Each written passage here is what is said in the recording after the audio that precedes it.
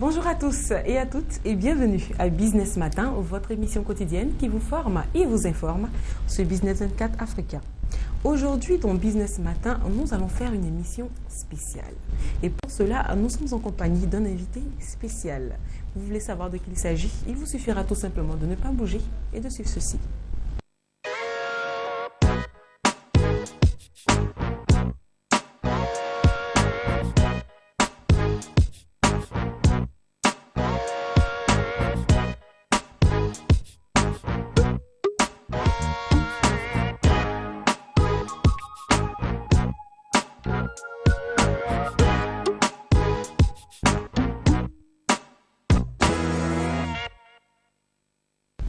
Aujourd'hui, dans Business Matin, nous allons parler spiritualité et pour cela, je suis en compagnie d'un invité de marque, je le disais tantôt. Il s'agit tout simplement de Mathias Kwasi Yedidia, avec le prénom Yedidia qui signifie béni des dieux. Vous comprenez déjà que cette émission sera bénie et pour cela, nous allons parler aujourd'hui donc d'un terme qui touche un peu tout le monde et pratiquement le domaine économique. Je sais, vous vous posez des questions, domaine économique et spiritualité. Alors aujourd'hui, vous allez avoir le lien. Alors bonjour Monsieur Yedidia. Bonjour chers sœurs. Bienvenue sur le plateau de Business Merci beaucoup 24. à vous. Alors vous êtes un consultant spirituel en entreprise. Ah oui. Alors c'est très intéressant. Est-ce que vous pouvez expliquer cela déjà à nos téléspectateurs? D'abord bonsoir à tout le monde. Voilà. Le consultant spirituel en entreprise est tellement simple. Vous savez qu'il y a deux mondes. Il y a le monde physique et le monde que vous ne voyez pas qu'on appelle spirituel. Alors, quand on dit une affaire, une maison même a une âme. Il y a l'âme de la maison. C'est pourquoi il y a les maisons dans lesquelles des gens vont y habiter et puis ils ne prospèrent pas. Parce que la maison a une âme. Donc, si vous n'arrivez pas à dompter l'âme de la maison, vous ne pouvez pas aller loin. Alors, le consultant dans l'entreprise, c'est celui qui vient, qui a la capacité de voir dans le monde spirituel, n'est-ce pas? De pouvoir révéler les secrets du monde parce que le spirituel domine le physique. Donc, celui-là est capable, n'est-ce pas, de vous révéler le spirituel dans le physique. C'est ce qui fait que souvent dans certaines situations, les gens sont obligés d'aller consulter peut-être certains numérologues, en tout cas. Des mystiques. Voilà, des mystiques, soit des marabouts. Surtout quand il s'agit de souvent appeler certaines choses comme les compétitions de football et autres, n'est-ce pas? Alors donc le consultant spirituel est celui-là qui va dévoiler ce monde spirituel-là dans le physique.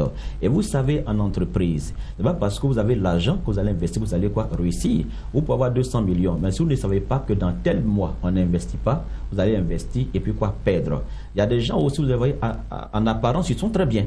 Et le monsieur est beau, il est éloquent, n'est-ce pas? Quand il descend dans une voiture, tu te dis que s'il signe un contrat avec lui, ça va marcher. Mais tu ne sais pas ce qui est derrière le monsieur. Lui-même ne sait pas ce qui est derrière lui. Vous signez votre contrat, l'esprit qui est derrière, n'est-ce pas? Ce monsieur-là va faire que l'activité n'ira pas quoi à bon port. Donc le consultant spirituel, c'est le premier élément. C'est pourquoi derrière tout grand homme, il y a toujours un homme spirituel caché. Et un vrai homme spirituel qui connaît le monde spirituel. Voilà. Alors, ce que vous dites déjà, ça me plaît. Alors, très chers téléspectateurs, je sais que c'est pareil pour vous. Vous êtes en joie, ça je le sens parce que je le suis déjà moi-même. Alors, en quoi est-ce que cela consiste exactement? Bon, vous savez, je vais être un peu simple. Hein. Vous voyez déjà, il disait aux gens que nous fêtons le 31 décembre, n'est-ce pas? Et nous rentrons dans la nouvelle année. Or, normalement, l'année commence déjà en septembre. Vous savez, les grands hommes rentrent déjà dans le monde spirituel à partir du mois de septembre. Vous allez voir que tous les mardis du mois de septembre sont des mardis mystiques. Et les grands événements au monde, comme les guerres, se passent tous les mardis des mois de septembre. Donc le consultant spirituel, là, c'est celui qui a averti, qui connaît le monde spirituel, n'est-ce pas, qui connaît les entités, qui sait qu'il faut aller dans tel endroit, il faut aller dans tel endroit. Il y a des jours où vous pouvez sortir de votre maison, n'est-ce pas? Il est bon d'avoir, n'est-ce pas, un consultant spirituel pour dire, ok monsieur, au plan papier, on va le dire à terre, au plan papier, vous avez les capacités d'ouvrir une entreprise. Mais est-ce que vous savez l'endroit où partez implanter cette entreprise, est-ce que vous connaissez l'âme de cet endroit-là? Donc le consultant spirituel, c'est celui qui vient donner ça,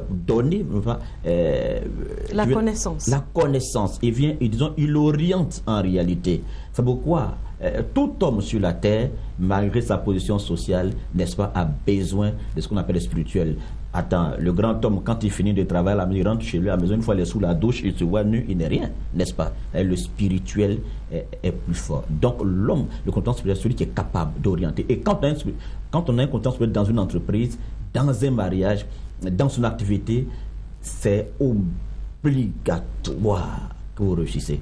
Alors justement, en parlant donc d'obligation, Pensez-vous que le consultant spirituel est capital pour une entreprise? Et pas seulement capital, mais il est indispensable pour une entreprise. Vous savez, je vous dis une chose. Vous tous, chacun de nous, il y a des chrétiens, il y a des musulmans, n'est-ce pas? Chacun de nous, même si tu ne vas pas à l'église ou à la mosquée, fait appel quand même, n'est-ce pas, à une divinité quelque part. Donc, n'est-ce pas, je vous ai dit tout à l'heure ici que quand vous êtes dans une maison, il y a le côté physique de la maison, puis il y a le côté spirituel. Il y a le côté aussi spirituel de l'entreprise, dont le constant spirituel est indispensable parce que sans spiritualité, vous ne pouvez pas, même l'argent qu'on donne à quelqu'un. Vous savez que par l'argent, on peut fermer la bouche de quelqu'un, on peut tuer quelqu'un, quelqu'un vous remet, je vous dis ce soir que l'argent est une partie de l'âme de quelqu'un. C'est pourquoi, si vous prenez, il y a 3 parties de l'homme. Vous prenez la femme de quelqu'un, l'enfant de quelqu'un ou le mari de quelqu'un, et puis l'argent, il ne va jamais vous tolérer. Donc l'argent, quelqu'un peut prendre l'argent, vous allez prendre le billet de 10 000 francs, vous avez vendu, ainsi, parce que vous ne connaissez pas la spiritualité, il a arraché par le cordon d'argent que vous ne connaissez pas, il va arracher tout sur vous. Donc le consultant spirituel est celui-là, n'est-ce pas, qui révèle ces secrets-là, pour ne pas que vous tombiez dans ce... Parce que vous êtes à la maison, vous partez au travail, n'est-ce pas? Mais quand vous allez quitter ici tout à l'heure, vous allez vous rendre compte que la maison est là. Mais spirituellement, c'est un autre monde encore qui vient s'établir. Et puis dans tout boulot, c'est pas tout le monde qui est d'accord avec vous et ou bien qui aime votre tête, n'est-ce pas? Donc il y a des actions qui sont pour... Le consultant vient pour détruire cela et amener tout le monde à une compréhension nette et à la réussite totale. Ce soir, vous ne savez pas qui... Vous ne savez pas qu'il y a ce qu'on appelle un cordon d'argent. Vous connaissez le cordon ombilical. Vous ne savez pas qu'un cordon d'argent existe. Mais c'est pour ça que vous êtes là. Vous allez tout nous montrer aujourd'hui. Okay. Dans la mesure du possible. Bien sûr. Alors, donc, on va continuer donc, le questionnaire. Alors, Monsieur Kwasi, Ouais. là, vous nous parlez justement d'un côté spirituel. Oui. Et de l'autre côté, on a une entreprise qui fait un chiffre d'affaires qui est réel, qu'on voit. Oui. Mais pensez-vous que justement, ça c'est une décision facile pour une entreprise de faire venir justement à son sein un consultant spirituel? C'est obligatoire. C'est obligatoire. Mais est-ce que c'est facile? Est-ce Oui. que c'est acceptable par tout le monde? Attendez, je pense que c'est en Afrique, si on est dans les pays développés, vous allez voir que même quand nous voyageons, nous, la chose qui coûte au moins 100 francs, on nous fait à moitié prix. Parce que certains pays ont compris cela. Vous savez, le directeur même de société, avant de sortir de sa maison, il prie. Pourquoi il prie? Il prie pour que c'est la prière, c'est la force de la commande qui fait que quoi, il puisse avoir quoi? Des marchés. Donc, la spiritualité est la chose la plus quoi, je peux dire, indispensable dans une entreprise, n'est-ce pas? Donc, le consultant spirituel, parce que tout le monde, vous allez au travail matin, n'est-ce pas? Vous n'avez pas le temps de prier, de faire certaines choses. Donc, le consultant spirituel, lui, son travail, ce qui est là, c'est qu'il va chercher le monde spirituel pour que quand vous allez partir, vous, n'est-ce pas? Et à chercher un contrat, vous puissiez l'avoir. Je vais vous donner un exemple un peu d'un homme spirituel dans un livre religieux. Je n'ai pas dit quand même le nom parce qu'il y a beaucoup. Voilà. Pendant que lorsque le peuple combattait, il y avait un qui était caché, mais qui avait les mains levées sur les institutions, quoi, de lui, son Dieu, n'est-ce pas? Ça veut dire et lorsque les mains de ce monsieur s'abaissaient, la défaite était dans le camp, n'est-ce pas, de ce peuple-là. Et lorsque ces mains étaient soutenues, il y avait la victoire pour dire quoi? Sans le spirituel, aucun chef d'entreprise d'État ne peut quoi? Régner. Parce que le physique, n'est-ce pas, n'est qu'une enveloppe. Voilà. Le contrat, il est d'abord signé en haut avant qu'il ne soit quoi? C'est le spirituel qui dit oui. Tu as le contrat et puis le physique quoi? Ne fait que quoi? Le physique voilà. suit. C'est pourquoi d'autres sortent de leur corps. Des sorciers sortent de leur corps, des musiciens sortent de leur corps pour aller quoi? Crier. Est-ce que vous avez vu une sorcière? N'est-ce pas? Non, non, non. Vous avez une fois vu une âme qu'un sorcier a transformée en cabri? Non. Mais vous savez que les sorciers existent. Ben oui, on le sait. Voilà. C'est la même chose. Donc le spirituel est important. Et une entreprise sérieuse qui veut aller loin a besoin d'un consultant. Et d'ailleurs, j'ai déjà, sur le marché, j'étais en contact avec des maisons d'assurance. N'est-ce pas? Moi, mon travail, c'était quoi? De la coach. Vous coachez également des maisons d'assurance? Bien sûr. C'est telle maison, pas toutes les maisons d'assurance. Voilà, c'est telle maison d'assurance. Voilà, que j'ai coaché et que j'ai aussi aidé au plan quoi? Spirituel. Parce que imaginez-vous que demain vous avez 100 millions, vous l'avez investi. Et puis, n'est-ce pas, le consultant spirituel vous dit non, demain ne sortez pas parce que voici ce qui va arriver dans une nation. Vous ne sortez pas. Vous avez vu que en écoutant l'homme spirituel, vous avez évité beaucoup de choses. Voilà. D'accord, merci beaucoup Monsieur Kwasi. Donc nous continuons donc cette émission. Vous êtes également le leader du mouvement international de la révolution spirituelle. Oui. C'est un mouvement qui paraît très intéressant. Bien sûr. Et donne envie même d'y participer. Vous êtes également écrivain Oui. et vous avez écrit sur le VIH-Sida. Alors, vous avez écrit sur le VIH-Sida, j'ai le livre là, devant moi. Alors, vous avez marqué comme titre VIH-Sida, invention des mafieux, de laboratoire ou maladie naturelle. Ouais. Pouvez nous expliquer cela, s'il vous plaît? Avant d'arriver au VIH-Sida, je disais, je tiens à vous préciser que je suis aussi consultant en matière conjugale. Voilà, le consultant en matière conjugale, celui qui sait donner des orientations. Et bien parce que vous avez vu que toutes les belles femmes, tous les beaux hommes n'ont pas forcément quoi? Des époux ou des épouses. Oui. Ça, c'est un autre chapitre qu'un jour, j'aurai l'occasion de développer. Pas un jour, très bientôt. Très bientôt. Alors, le VIH-Sida, vous savez, ça fait 10 ans que je suis dans ce combat-là. Mais Dieu merci que depuis un certain temps, dans ma nation et comme partout ailleurs, j'ai été reconnu. Ce livre est en train de parcourir tout le monde. C'est difficile même d'avoir d'ailleurs ce livre-là. Alors, je tiens à vous dire certaines choses. Quand nous étions petits, n'est-ce pas, nous tombions sur des mandariniers, n'est-ce pas? Nous finissons des mandarines, nous n'avons jamais eu de diabète. N'est-ce pas? Nos parents avaient 5-6 femmes, n'ont jamais eu de prostate. Voilà. Et subitement, un matin, on se réveille, VIH-Sida, une maladie sexuellement transmissible, n'est-ce pas? Et selon la classe moderne, c'est le syndrome de déficience 1. Voici la définition acquise et autres qui donnent. Mais la femme qui vend les beignets au marché ne comprend pas cette définition. C'est pourquoi dans mes vous allez voir les choses terre à terre. Le VIH-Sida est une pandémie sortie de nulle part. Et je démontre dans celui que aucune maladie sur terre n'est incurable. C'est l'homme seul qui est incurable. Parce que tant qu'un Dieu va exister, c'est qu'aucune maladie n'est quoi? N'est incurable. Parce que la maladie qui n'est pas encore, le remède qui n'est pas encore trouvé ici, sous d'autres cieux, d'autres n'ont pas, on dit à quoi ce remède-là. Vous savez, ce que vous ne mangez pas, peut-être en Abidjan, peut-être au Burkina, on peut manger cela. Vous comprenez? Et il y a certaines maladies qui sont liées à des pays tropicaux, n'est-ce pas? Mais qui se guérissent et qui les modes de guérison diffèrent en fonction quoi? Des climats. Vous comprenez un peu? Donc le VIH-Sida est une maladie comme tout autre. On peut en guérir et en sortir par la pure alimentation. Aucun médecin au monde ne vous dira que la nourriture ne guérit pas. La nourriture guérit l'homme à 100%. Au contraire, on est malade parce qu'on ne sait pas manger. C'est la nourriture qui nous détruit. Vous comprenez? Alors, donc, selon votre vision, oui, la nourriture peut guérir le VIH-Sida. Mais si la nourriture nous détruit, c'est que la nourriture, c'est quoi? Nous guérit. Je vous assure, si quelqu'un fait 3 jours sans manger, il mange seulement que les fruits, vous mangez un poulet rôti, vous serez très malade. C'est pourquoi, regardez, aujourd'hui, on va vite. À peine on a atteint 50 ans. Ce n'est pas seulement à cause de la manière de vivre. Nous mangeons mal, n'est-ce pas? Quand vous prenez une pomme ou bien une orange, le sucre qui était dedans, c'est un sucre naturel. Mais regardez au-dessus sur le marché. Alors le VIH-Sida, aujourd'hui, vous savez, beaucoup de personnes, vous qui m'écoutez aujourd'hui, chers soeurs, chers frères, beaucoup ont voulu se donner la mort parce qu'ils ont appris qu'ils ont le VIH-Sida. J'ai vu même certaines personnes de haut niveau qui étaient prêtes à se donner la mort. Mais je viens vous dire en ce jour, comme je l'ai dit d'ailleurs partout dans le monde entier, je suis en train de traverser des frontières, n'est-ce pas, pour démontrer aux gens qu'aucune maladie sur terre n'est incurable. Le VIH-Sida se traite comme les autres maladies, n'est-ce pas, par la pure alimentation. Il suffit de savoir manger. Vous comprenez?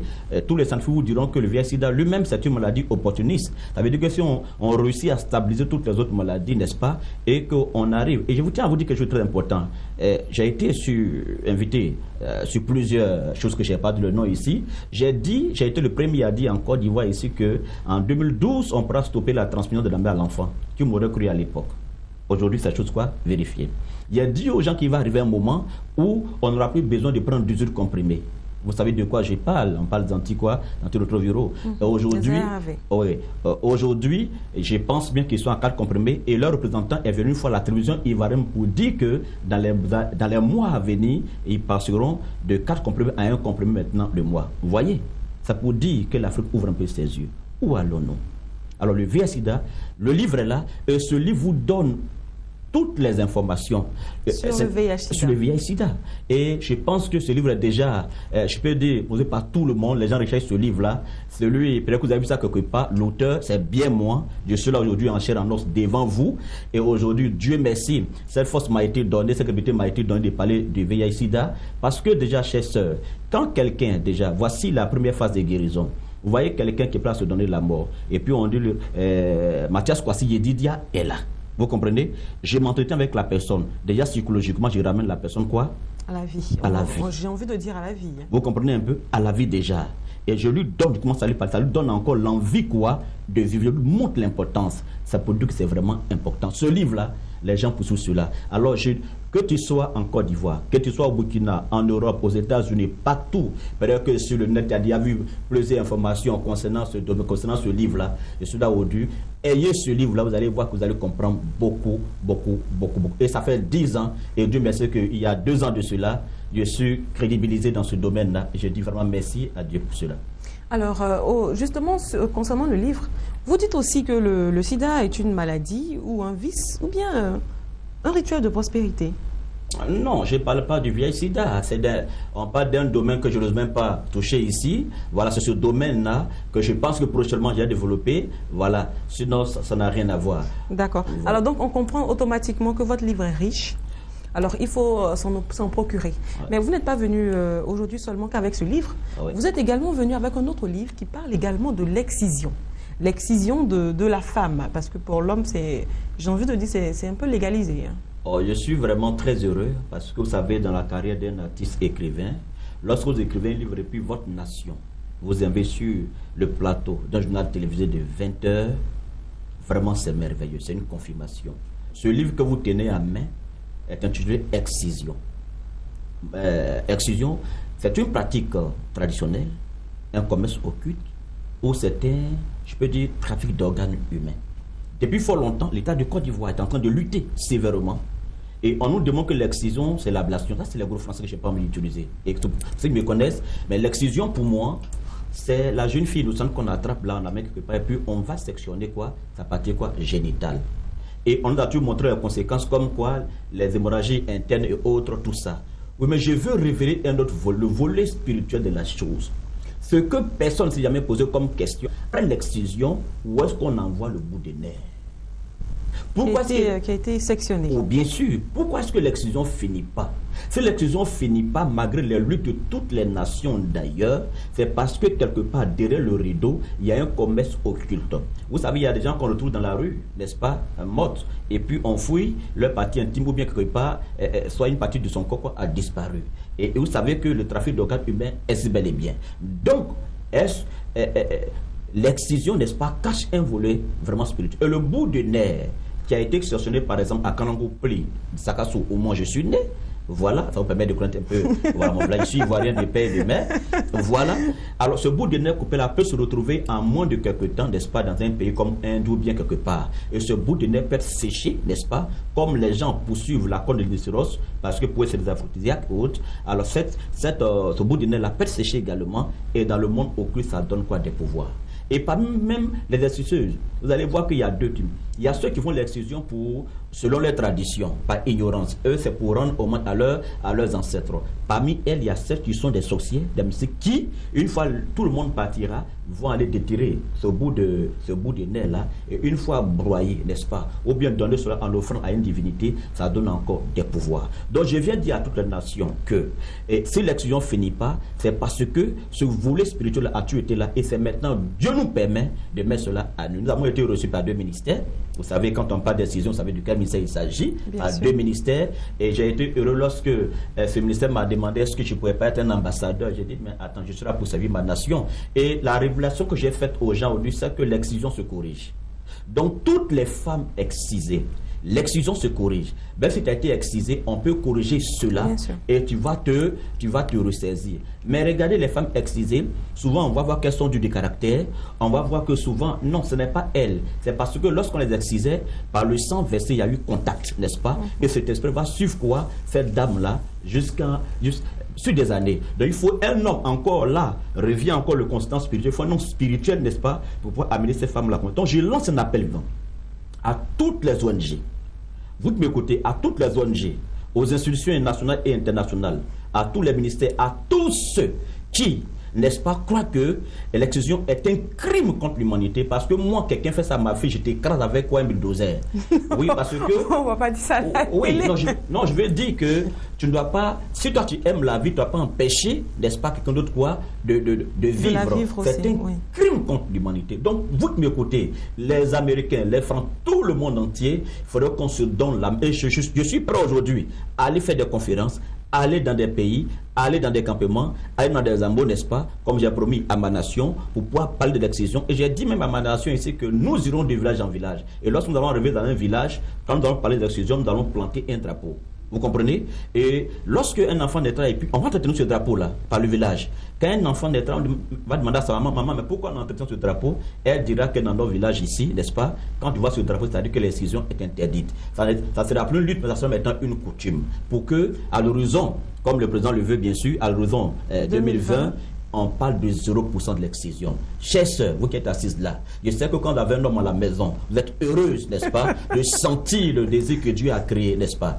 Et c'est malheureux de voir que c'est un personne pour cela. Donc, toutes les institutions, toutes les ONG, vraiment, qui sont sérieux, parce qu'ils marchent avec des ONG sérieuses, des institutions sérieuses, en tout cas pour ceux qui sont sérieux, pour qu'ensemble, on puisse faire des séminaires. Et je suis prêt à aller débattre, révéler encore, n'est-ce pas? Alors, toutes les femmes excisées, le livre est là, n'est-ce pas? Voilà, vous pouvez, tout à l'heure, on va laisser vraiment le contact, vous allez avoir ce livre, et je crois que nous sommes déjà passés à plusieurs émissions, et on compte des invitations de fond que venir encore, et je crois que ça va faire du bien. Mais quand je parle de l'exclusion, j'ai de l'âme aux yeux. Bien sûr. Voilà. Alors, très chers téléspectateurs, vous le constatez comme moi, notre invité est motivé. J'ai envie de dire, il est motivé à bloc parce que le sujet l'intéresse vraiment. Ah ouais. Alors, vous avez également un troisième recueil qui est présent ici. Oui. Voilà, il s'agit donc du diable dans l'Église.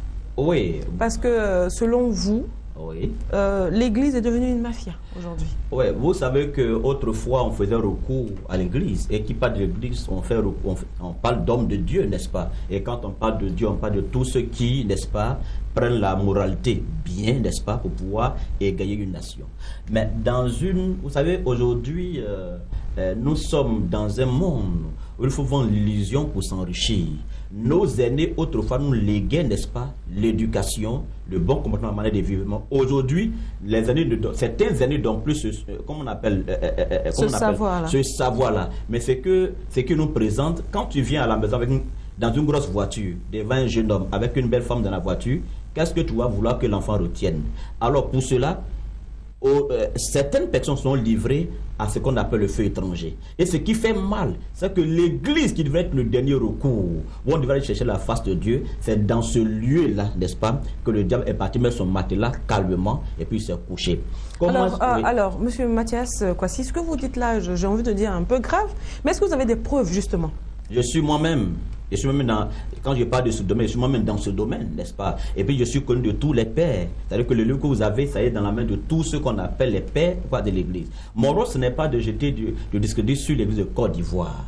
Mais il y a des hommes de Dieu véritables qui ont servi Dieu peut-être dans le jeûne et dans la prière. Vous comprenez? Mais en dehors de ça, il y a des gens qui de loin ont vu, n'est-ce pas, l'œuvre de Dieu comme un business, comme une affaire dans laquelle il faut investir. N'ayant pas des ressources naturelles, n'ayant pas des dons naturels comme les autres vrais appelés, ces personnes vont aller faire quoi? Recours au fétichisme, à l'occultisme, n'est-ce pas? Et aujourd'hui, vous entendez, vous qui êtes assis, vous savez que à Abidjan des choses se disent, c'est pas seulement à Abidjan, partout. Comment est-ce qu'aujourd'hui, dans certaines écoles, on peut transformer, on peut prendre de l'eau, un bidon d'eau transformé, comme on appelle en sang, ce n'est pas du sang, c'est un produit chimique, mais pour les ignorants, c'est comme on appelle, c'est ça. Comment est-ce qu'aujourd'hui on peut arriver à dire le nom de quelqu'un où il est né, tout ça, c'est pas utile, n'est-ce pas? On sent qu'il n'y a plus d'éducation dans l'église. Pourquoi? Parce que le feu étranger est rentré. Comment est-ce qu'il faut le reconnaître?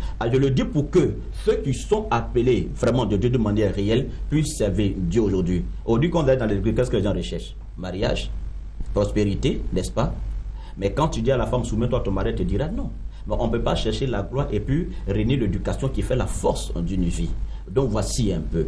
Le diable dans l'église, je peux dire, c'est une métaphore, c'est au sens figuré, démontrer simplement que la saleté qui devait être hors de l'église est rentrée vraiment dans l'église. Et je sais qu'il y a des hommes qui m'écoutent en ce soir-là, qui me connaissent déjà partout, qui sont, vous qui êtes hommes de Dieu d'Hospital Cruz, c'est que c'est un phénomène qui est en train de prendre de l'ampleur. Il est temps que nous invitions dans vos églises, dans vos mosquées, dans vos endroits, pour qu'on puisse ensemble, n'est-ce pas, mener vraiment ce combat-là. Également dans vos entreprises. Bien sûr. Vous savez, j'ai reçu, je ne peux pas dire le nom, j'ai reçu, comme on appelle, un grand homme d'une maison bleue. Permettez-moi de dire ça comme ça, n'est-ce pas, qui m'a appelé je m'en vais, et monsieur retrouve quoi, du fétiche, quoi, dans son bureau. Alors, ce soir, je vais donner quelques secrets. Quand, par exemple, vous venez devant votre bureau, et puis vous voyez qu'il y a du déchet humain dans votre bureau, ne vous traumatisez pas. Prenez simplement du citron, jetez là-dessus, ou alors faites pipi dans un bol et puis versez là-dessus. Vous comprenez? Si vous arrivez quelque part, vous prenez, on vous sert un plat, prenez, si c'est des, je peux dire, si c'est des bananes, comment on appelle, bouillies, n'est-ce pas? Prenez la banane santé. Tout, si ça occulte bien sûr, tout occultisme, une fois on sent, c'est fini. Tout médicament au monde, une fois vous sentez, c'est fini. C'est des secrets. Je veux aussi dire aux gens que, vous savez, il y a beaucoup de directeurs d'entreprise aujourd'hui qui ont perdu leur entreprise. Pourquoi? Je dis ça aux gens aujourd'hui. C'est dangereux pour des hommes de sortir avec des femmes quand ils sont en menstrues. C'est dangereux. Parce que quand tu sors avec une femme dans les menstrues, ton activité c'est-à-dire que ça se détruit.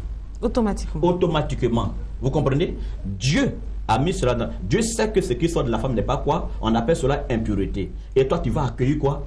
L'impureté. Spirituellement, c'est comme tu as ouvert comme on appelle ta maison, je peux dire au déchet d'Abidjan, de rentrer quoi? Dans cette maison-là. C'est pourquoi le consultant spirituel est vraiment très important. Voilà. Mais permettez-moi de rebondir sur le premier livre, si vous me permettez. Allons-y, oui. Je vous en prie. Vous savez, oui, le VIH-Sida, vraiment, c'est un sujet formidable parce que, qu'on n'avait pas encore vu déjà, quand on partait chez une autorité cachée dans sa maison, elle a la langue de sa maison, elle donne pour marcher par jour 33 000 francs, et puis elle n'arrive pas à prendre celui qui met dans sa bouche parce qu'elle est touchée par le VIH-Sida. Ça fait pleurer. Quand vous allez au chirurgien, quand vous allez voir quelqu'un, si on vous demande d'aller chercher le garçon, d'aller refuser, c'est parce que, et j'ai dit aux gens que la publicité abusive, même sur les VIH-Sida, détruit plus vite que la maladie elle-même. On doit faire la publicité, n'est-ce pas? Mais la publicité abusive, n'est-ce pas? Aussi quoi? Un danger. C'est dangereux, selon vous? Oui, selon moi, bien sûr. Selon le livre que quoi j'ai écrit. Et je pense aussi que cela est partagé, peut-être par 42%. Il faut pas exagérer. Mais selon vous, c'est pas nécessaire d'insister justement sur les messages pour sensibiliser la population? Vous trouvez que c'est trop? Non, je dis d'abord même merci à l'État de Côte d'Ivoire qui est aussi à tous les gens qui luttent dans ce domaine-là. Mais je veux dire, quand vous vous levez matin bonne heure, 6h, on vous dit VIH, 11h VIH, 14h VIH, 16h VIH, la seule fois que vous allez dire on meurt de quelque chose. Donc je m'en fous. Prenez la jeunesse. Quand vous tapez trop sur un jeune, n'est-ce pas? Pour finir, il va faire quoi? Il va se braquer contre vous. Or, quand vous parlez un peu, n'est-ce pas? C'est comme une femme au foyer. Il faut savoir parler à la femme au foyer, n'est-ce pas? Il faut savoir lui parler. Alors, je salue déjà ce combat-là, mais je veux dire la publicité abusive, n'est-ce pas? Il faut sensibiliser, je suis d'accord. Moi-même, il fait partie, c'est mon combat. Et je pense que tout le ministère, même au contraire, doit me féliciter parce que je mène ce combat. J'amène les gens à faire leur test de dépistage. Mais je vais dire aux gens que le VIH-Sida, c'est ce code qui est dans ce livre-là. Vous savez, celui que vous avez déjà partout. Voilà, il y a un code. Quand vous allez le livre, n'est-ce pas? Prenez ce livre. C'est très important. Alors, les téléspectateurs, je le sais très bien, vont prendre ce livre. Alors, Monsieur Mathias Kwasi, on vous remercie énormément de votre présence sur notre plateau. Et surtout, on vous remercie encore de ces 3 recueils que vous nous avez apportés et qui vont, je pense, beaucoup plaire à tous nos téléspectateurs. Alors, pour vous en procurer, il vous suffira tout simplement de composer les contacts qui vont s'afficher maintenant juste au bas de votre écran. Alors, Monsieur Mathias Kwasi, je vous remercie. Alors, je le rappelle à tous nos téléspectateurs, nous étions en compagnie de Mathias Kwasi Yededia, un homme très unique, avec des prises de position atypiques. Voilà, Business Matin pour aujourd'hui, c'est pas fini. Nous continuons et nous recevons tout à l'heure Sylvestre Affery dans le cadre d'Infotique. À tout de suite.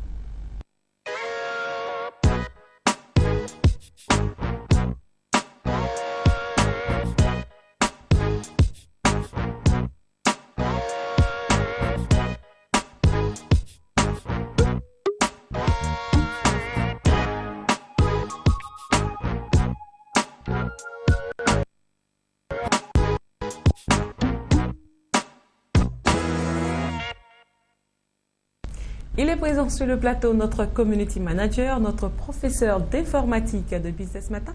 Il s'agit tout simplement de Sylvestre Affery. Bonjour Sylvestre. Bonjour Noélie, bonjour à nos téléspectateurs. Je suis très heureux de me retrouver sur le plateau encore une fois pour parler d'infotique et de tout ce qui est lié à l'ordinateur et aux infotiques. D'accord. Alors, Sylvia Saferi, il est toujours heureux de nous voir. Ben, nous aussi, nous sommes Oui. très heureux de vous voir. Alors, aujourd'hui, quel est donc le thème du jour? Alors aujourd'hui, en fait, je viens apprendre à nos téléspectateurs à pouvoir changer le dossier de téléchargement parce que généralement, par défaut, Google Chrome enregistre nos téléchargements dans des dossiers de téléchargement que nous les téléchargeons. Donc, on peut créer un nouveau dossier pour pouvoir généralement recevoir les téléchargements qu'on fait à partir de Google Chrome. Alors, quelle est donc la procédure pour cela? On vous écoute. Alors, généralement, il suffit d'aller dans Chrome, de cliquer sur le bouton personnaliser et contrôler Google Chrome. On clique sur paramètres. En bas de la page, cliquez sur afficher les paramètres avancés. La zone de téléchargement nous renseigne sur le dossier utilisé par défaut. Pour modifier, on clique sur changer. On sélectionne le dossier à utiliser par défaut. On crée un nouveau dossier en saisissant le nom du dossier, puis en cliquant sur créer un nouveau dossier. Lorsqu'on le crée, on valide en cliquant sur OK. Pour que Google Chrome nous demande à chaque téléchargement de mettre le fichier qu'on a créé, qu'on a téléchargé dans un autre dossier, il suffit de cocher la case « Toujours demander ou enregistrer les fichiers ». Ferme l'onglet « Paramètres » dans Google Chrome. L'application est immédiate. Une fois que c'est fait, les dossiers iront directement. Le téléchargement des fichiers ira directement dans le nouveau dossier qu'on a créé. Voilà. D'accord, maître. Merci à vous. Voilà, très chers téléspectateurs, Business Matin pour aujourd'hui, c'est fini. Nous nous arrêtons ici. Alors, si vous avez aimé le thème du jour, il vous suffira tout simplement de nous envoyer vos questions ou votre mail aux adresses qui vont s'afficher maintenant, juste au bas de votre écran. Quant à moi, je vous dis merci de votre fidélité et de votre confiance. Merci encore de toujours suivre Business Matin et nous allons nous retrouver très prochainement pour un autre de Business Matin. Allez, au revoir.